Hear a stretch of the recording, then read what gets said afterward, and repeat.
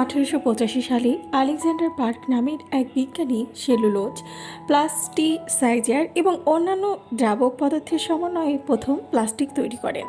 আমরা যেসব প্লাস্টিক জাতীয় দ্রব্যাদি ব্যবহার করি সেগুলো তৈরি হয় তেল, প্রাকৃতিক গ্যাস প্রভৃতি জীবাশ্ম জ্বালানি ব্যবহার করে।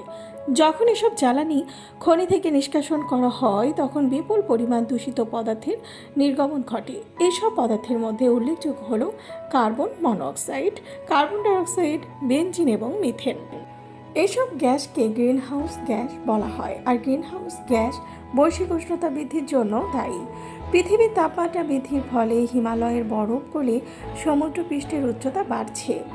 আমরা যে সমস্ত প্লাস্টিক বোতল দেখি তার মূল উপাদান হলো পলিইথিলিন। গবেষণায় দেখা গেছে 1 আউন্স পলিইথিলিন তৈরি করতে গেলে 5 আউন্স কার্বন ডাইঅক্সাইড গ্যাস নির্গত হয়। অর্থাৎ আমরা যে পরিমাণ প্লাস্টিক দ্রব্য প্রস্তুত করছি তার চেয়ে বেশি পরিমাণ দূষিত পদার্থ বায়ুতে নির্গমন করছি। শিল্পোন্নত দেশগুলোতে বিভিন্ন পণ্য বাজারজাতকরণের জন্য প্লাস্টিকের চাহিদা ব্যাপক। ফলে বোঝাই যাচ্ছে শিল্পোন্নত দেশগুলো শিল্পায়ন করতে গিয়ে কী পরিমাণ পরিবেশ দূষণ করছে। আবার গবেষণায় দেখা গেছে পৃথিবীতে উৎপাদিত মোট প্লাস্টিকের 2% গিয়ে জমা হচ্ছে মহাসাগরে, যার ফলে সামুদ্রিক জীব বৈচিত্র্যের ওপরের প্রভাব দিন দিন ভয়ঙ্কর রূপ ধারণ করে চলেছে।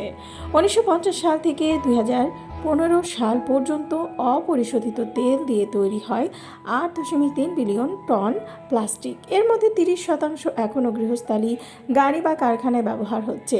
আরও 10% প্লাস্টিক পুড়িয়ে ফেলা হয়েছে, আর বাকি 60% প্লাস্টিকের খোঁজ মেলেইনি। সিটল সমুদ্র সৈকতে একটি মৃত বিশাল দেহী তিমিকে পড়ে থাকতে দেখা যায়। পরে এই তিমির পাকস্থলী ভর্তি বহু প্লাস্টিক পদার্থ দিয়ে। গবেষকরা ধারণা করেন এসব প্লাস্টিক পদার্থই তিমিটির মৃত্যুর কারণ। আবার একটি গবেষণায় দেখা গেছে যে প্রায় অর্ধেক সামুদ্রিক কচ্ছপ প্লাস্টিক জাতীয় পদার্থ গলাধঃকরণ করেছে এবং এর ফলে অনেক কচ্ছপই মৃত্যুর মুখে পড়েছে। শুধু তাই নয়, প্লাস্টিক জিনিসপত্র উদ্ভিদ এর প্রজননে বাধা হয়ে দাঁড়াচ্ছে। প্রতি বছর প্রায় 800 প্রজাতির সামুদ্রিক প্রাণী সমুদ্রযানের নানা বর্জ্য পদার্থ দিয়ে আক্রান্ত হয়, আর এসব বর্জ্যের প্রায় 80%ই প্লাস্টিকজাত বর্জ্য দিয়ে খাল, নালা, ড্রেন এসব ভর্তি হয়ে থাকে। ফলে অল্প বৃষ্টি হলে রাস্তাঘাটে পানি জমে যায়। এসব দেখে নিজের বিবেককে প্রশ্ন করতে ইচ্ছে করে, এসবের জন্য দায়ী কে? মূলত 3টি পদ্ধতিতে প্লাস্টিক মানুষের শরীরে প্রবেশ করে। সাধারণ পরিবেশ যেমন বাতাস আর পানির মধ্য দিয়ে খাবার খাওয়ার ফলে, অর্থাৎ যে সকল প্রাণী প্লাস্টিক খেয়ে ফেলে যেমন মাছ, এবং প্লাস্টিক পণ্যগুলোর সাথে সরাসরি যোগাযোগের মাধ্যমে।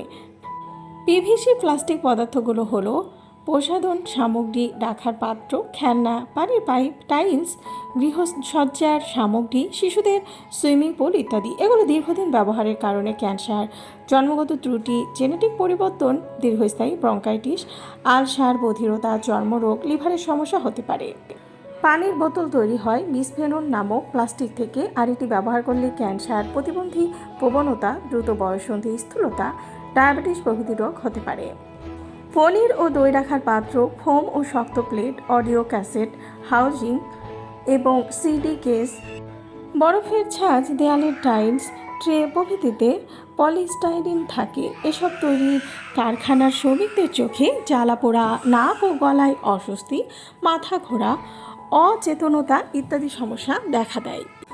এখন এই সমস্যার সমাধানে প্রথম পদক্ষেপেই আমাদেরকে প্লাস্টিক জাতীয় পদার্থ বর্জন করতে হবে, আর এর জন্য প্রয়োজন বোধে আইনগত ব্যবস্থা নিতে হবে, আর সাধারণ মানুষকে পাটজাত দ্রব্যের ব্যবহারে উৎসাহী করতে হবে। এতে করে এক ঢিলে 2 পাখি মারা যাবে, আর পাট তার হারানো ঐতিহ্য ফিরে পাবে।